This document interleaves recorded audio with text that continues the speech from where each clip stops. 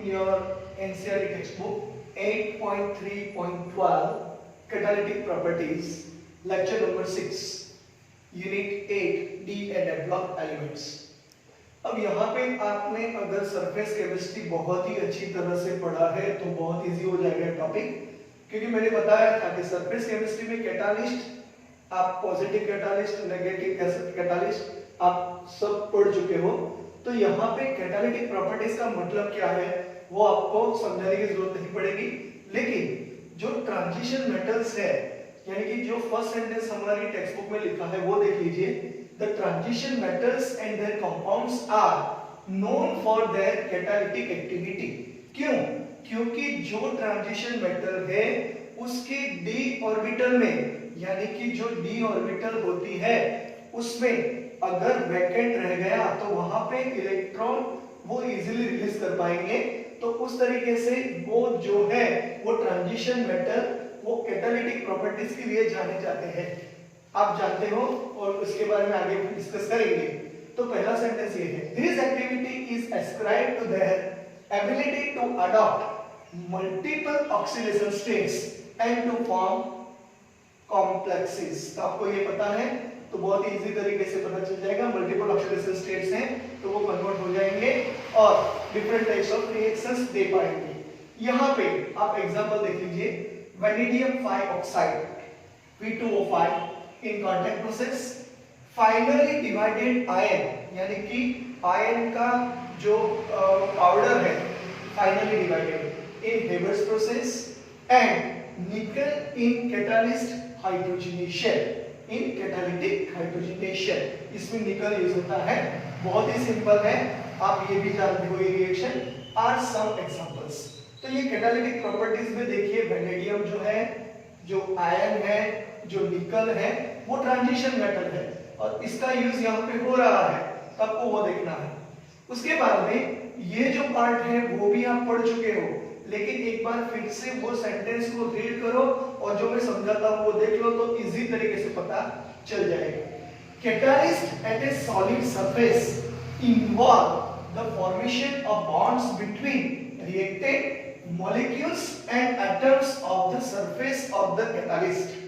This has the effect of increasing the concentration of the reactants at the catalyst surface and also weakening of the bonds in the reacting molecules। जो मैं समझाने जा रहा हूं वो देख लीजिए, यहाँ पे समझ लीजिए। ये सरफेस केमिस्ट्री में भी आता है, आप ऑलरेडी पढ़ चुके हो, लेकिन एक बार फिर से ये सरफेस है वो आप समझ लीजिए निकल का है, यानी कि निकल का जो मेटालिक सरफेस है वहां पे एक्टिवेटेड सेंटर भी होंगे।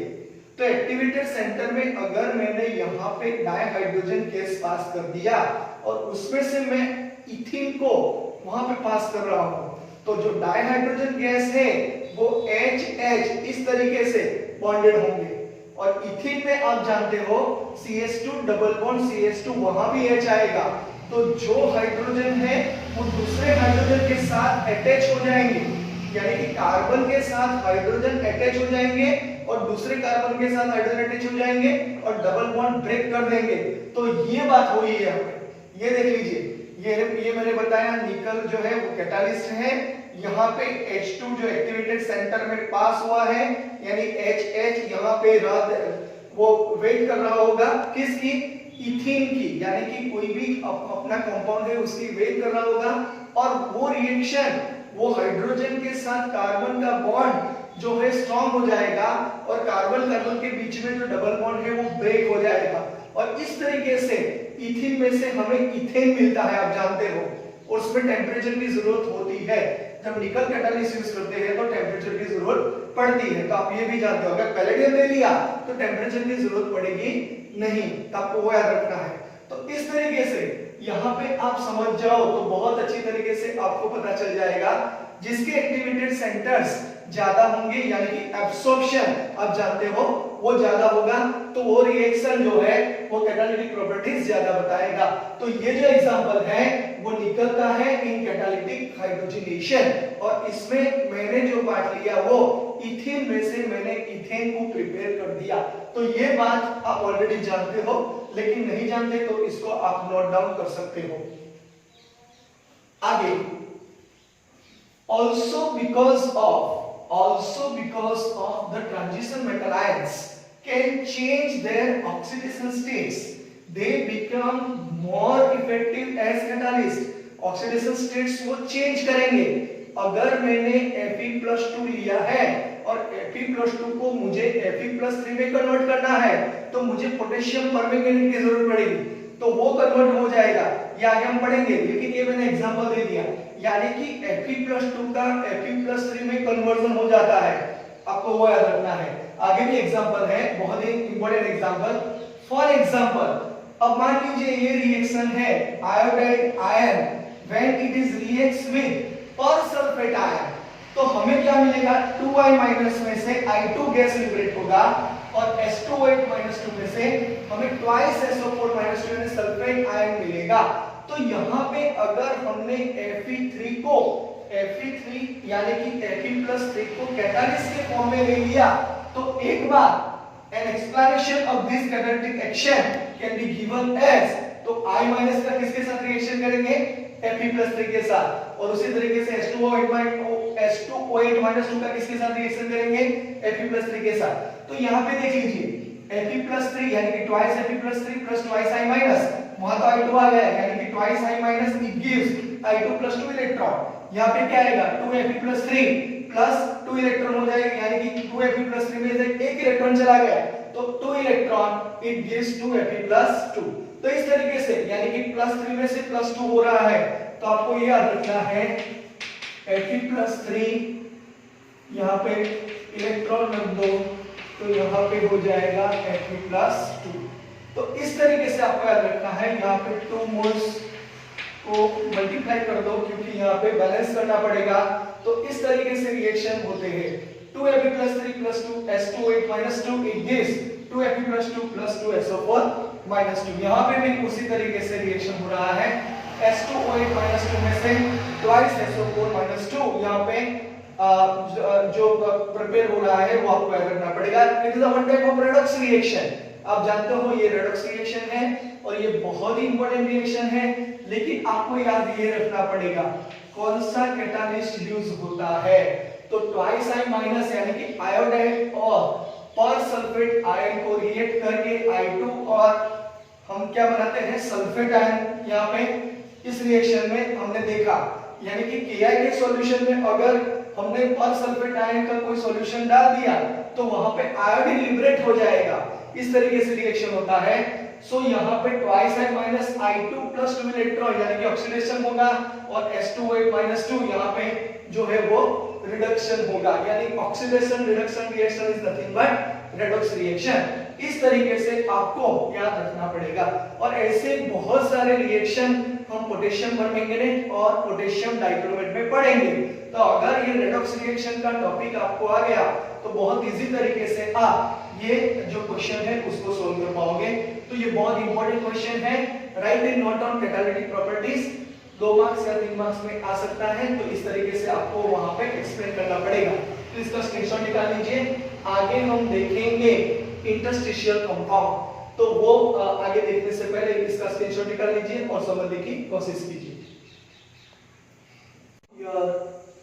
In NCERT topic textbook 8.3.13 formation of interstitial compounds. ये बहुत ही सिंपल, आप ऑलरेडी चैप्टर नंबर 1 में पढ़ चुके हो, लेकिन यहाँ पे ट्रांजिशन मेटल की जो बात हो रही है तो वो किस तरीके से यहाँ पे यूजफुल है वो आपको देखना पड़ेगा. तो interstitial compounds are those which formed when small atoms like hydrogen, carbon or nitrogen are trapped inside the crystal lattices of metals. यानी कि जो मेटल की साइज है वो बड़ी होगी. तो इस तरीके से जो मेटल की साइज है वहां पे जो वॉइड होगा उस वॉइड में अगर आपने यहाँ पे small size containing hydrogen, carbon और नाइट्रोजन, अभी एक बाकी है बोरॉन भी हो सकता है. यहाँ पे अगले जो रिवाइज किया गया इसमें नहीं दिया गया, लेकिन बोरॉन भी हो सकता है.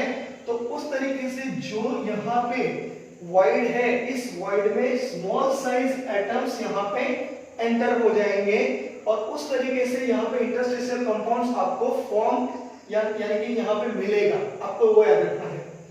They are usually non-stoichiometric and are neither typical ionic nor covalent. याद रखिएगा, they are non-stoichiometric, यानी कि जो इसकी स्टोइकियोमेट्री जो होती है, जो प्रोपोर्शन होता है वो इक्वल नहीं होता, कभी-कभी डिफर भी होता है। तो they are non-stoichiometric and are neither typically ionic nor covalent. वो आयनिक भी नहीं है और कोवेलेंट भी नहीं, याद रखिएगा। एग्जांपल है TiC, titanium carbide, Mn4n, manganese nitride, Fe3H, ion hydride, यानी कि आयन यहाँ पे 3 जो वो फॉर्म होगा वो होगा वहां पे BH 0.56, देख लीजिए, इसको हम इंटरस्टिशियल यानी कि नॉन स्टोइकियोमेट्रिक कंपाउंड कहते हैं।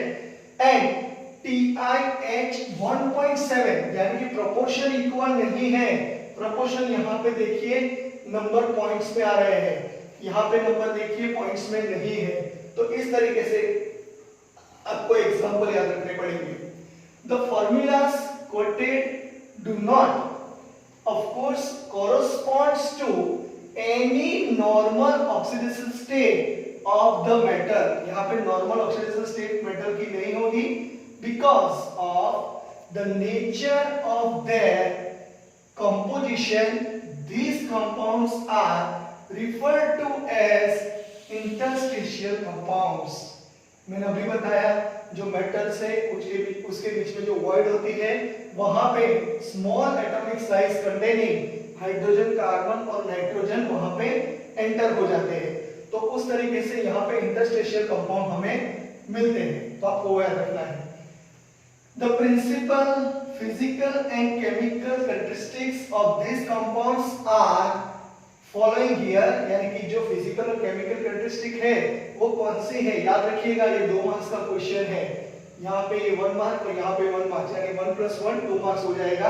तो यहाँ पे they have high melting point, उसका मेल्टिंग पॉइंट क्या है, हाई, किससे, higher than those of pure metals. अगर आपने प्योर मेटल ली और यहाँ पे कोई इंटरस्टिशियल कंपाउंड लिया तो इंटरस्टिशियल कंपाउंड का मेल्टिंग पॉइंट ज्यादा आएगा, वो याद रखना है आपको। They are very hard.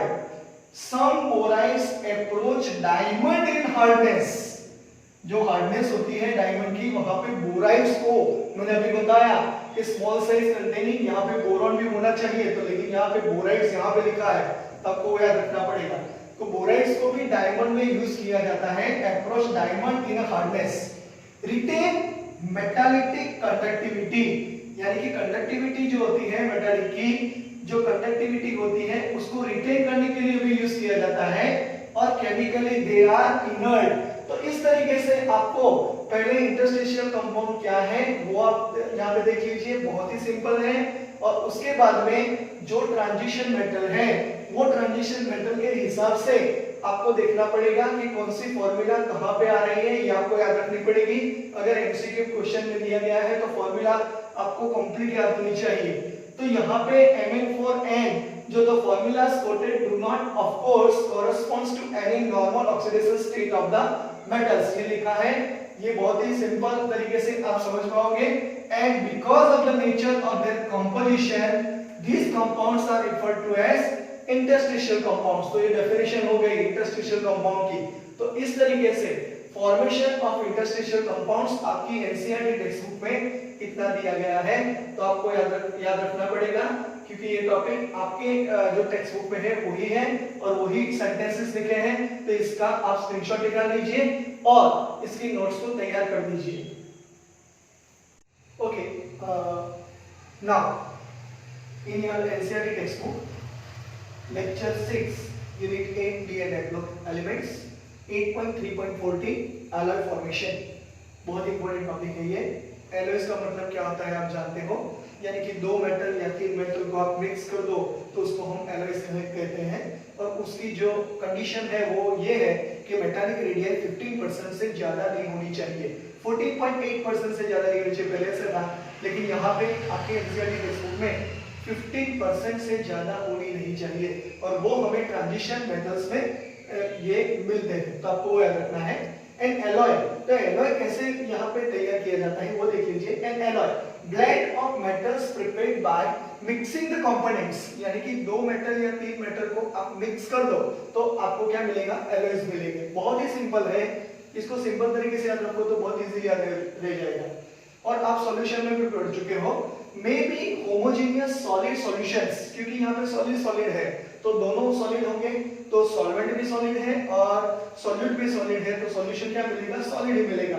तो solid solutions in which the atoms of one metal are distributed randomly among the atoms of the other, यानी कि दोनों जो एटम्स हैं उसको हम मिक्स करते हैं और उसको होमोजेनियस यानी कि अच्छी तरह मिलाते हैं, तो homogeneous solid solutions they are considered as alloys. तब को याद रखना है। formed by, कंडीशन है formed by atoms with metallic radii that are within about 15% of each other, यानी कि जो भी आप मिक्स कर रहे हो उसकी जो मेटालिक रेडियन है वो 15% से ज्यादा नहीं होनी चाहिए, 15% के अंदर ही होनी चाहिए, वो आपको याद रखना है। तो यहाँ पे आप अंडरलाइन कर लीजिए क्योंकि ये भी क्वेश्चन पूछा गया है। Because of similar radii and other characteristics of transition metals, alloys are readily formed by this metals. जो ट्रांजिशन मेटल हमने देखा यानी कि first series of transition metals है, तो उसमें ये जो रेडियाई है वो हमें मिलती है, सिमिलर रेडियाई मिलती है। अगर आप मेटालिक रेडियाई आपने टेबुलर फॉर्म देखा है तो वहां पे देख लीजिए मेटालिक रेडियाई सिमिलर होंगी, तो वो बहुत ही इजीली ये एलॉयज फॉर्म कर पाते हैं। They are hard and have often high melting points, वो हार्ड भी है और मेल्टिंग पॉइंट उसका ज्यादा है, ये भी याद रखना है। बेस्ट नोन एलॉयज याद रखिएगा, यहाँ पे फेरस एलॉयज है, chromium, vanadium, tungsten, molybdenum and manganese are used for the production of a variety of steels and stainless steels.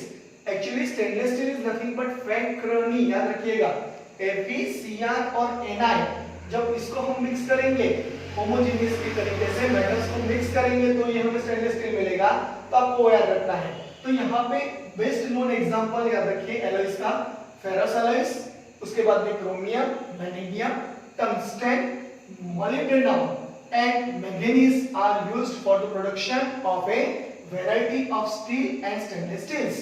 तो यहाँ पे हमने ये लिखा है alloys of, अगर आपको एग्जांपल पूछा गया कि ट्रांजिशन मेटल और नॉन ट्रांजिशन मेटल्स में कौन से एलॉयज यूज होते हैं, कौन से एग्जांपल है, तो याद रखना है alloys of transition metals with non transition metals such as brass, याद रखिएगा मैंने एक बार बताया था ब्रास इसमें Z नहीं आता, तो Z नहीं आता तो उसको जिंक कहा जाता है, यानी कॉपर प्लस जिंक। और ब्रॉन्ज कॉपर प्लस टीन, वहां पे Z है, देखिए जहां पे Z नहीं है वहां पे जिंक नहीं आएगा, उस तरीके से याद रखो। Are also of considerable industrial importance. तो यहाँ पे जो एलॉयज फॉर्मेशन है ये यहाँ पे ये टॉपिक फिनिश हो रहा है।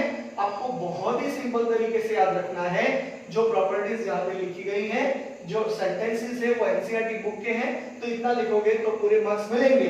अब हम एग्जांपल 8.9 की तरफ बढ़ते हैं, तो वहां पे आपको ऐसा पूछा गया है, right one example in which disproportionation of an oxidation states is so, यानी कि आपको दिखाना है एक ऐसा रिएक्शन कि जिसमें डिस्प्रोपोर्शनेशन रिएक्शन होता है। तो पहले आप डिस्प्रोपोर्शनेशन रिएक्शन का कांसेप्ट क्लियर कर लो, जिसमें ऑक्सीडेशन और रिडक्शन रिएक्शन एक ही रिएक्शन में होते हैं। तो यहाँ पे देख लीजिए MnO4-2 इसको कहेंगे मैंगनेट आयन, और उसमें अगर हमने H+ हाइड्रेटेड आयन डाल दिया तो हमें मिलेगा पर manganate ion MnO2 manganese dioxide और 2 मोल वाटर मॉलिक्यूल। तो यहाँ पे देख लीजिए +6 to +7 यानी ऑक्सीडेशन नंबर बढ़ रहा है, तो यहाँ पे ऑक्सीडेशन होगा, और +6 to +4 यहाँ पे ऑक्सीडेशन नंबर डिक्रीज हो रहा है, तो यहाँ पे रिडक्शन होगा। तो ये एग्जांपल है, याद रखिएगा। बहुत सारे एग्जांपल आप चैप्टर 7 में पढ़ चुके हो, लेकिन यहाँ पे मैंगनीज का यानी कि ट्रांजिशन मेटल्स का एक एग्जांपल है, वो आपको याद रखना है। दूसरी बात, इन टेक्स्ट क्वेश्चंस में आपको कहा गया है Cu+ ion is not stable in the aqueous solution. तो आपको क्या रखना है, जब Cu+ आयन एक्वियस में होगा तो Cu+ ion aqueous is converted into Cu+2 as well as Cu solid. ये भी एक डिस्प्रोपोर्शनेशन रिएक्शन है। इस तरीके से देख लीजिए, यहाँ पे +1 है, यहाँ पे +2 है, तो +1 to +2 तो क्या होगा ऑक्सीडेशन, और +1 2 यहाँ पे 0 हो जाएगा, तो 1 to 0 यानी कि रिडक्शन, यानी ऑक्सीडेशन रिएक्शन और रिडक्शन रिएक्शन एक ही रिएक्शन में देखा जाता है, और उसकी E0 वैल्यू जो है वो ये फेवर कर रही है, तो उसके हिसाब से आपको ये याद रखना है वो स्टेबल नहीं होते, क्योंकि Cu+ आयन Cu+2 और Cu सॉलिड में कन्वर्ट हो जाते हैं, तो आपको ये याद रखना है। तो इस तरीके से आपका 8.3.14 तक ये लेक्चर यहाँ पे लेक्चर नंबर 6 खत्म हो रहा है। अब ऑक्साइड्स की बात करेंगे जो अगला लेक्चर होगा, तो इसको आप इसका स्क्रीनशॉट निकाल लीजिए और अच्छी तरीके से पढ़ लीजिए। इसमें शॉर्ट क्वेश्चन 2 मार्क्स के 3 मार्क्स के आ सकते हैं, एमसीक्यू क्वेश्चंस भी आ सकते हैं, तो आपको वहां पे कंसंट्रेट करना पड़ेगा, और इसका स्क्रीनशॉट निकाल लीजिए। Thank you very much.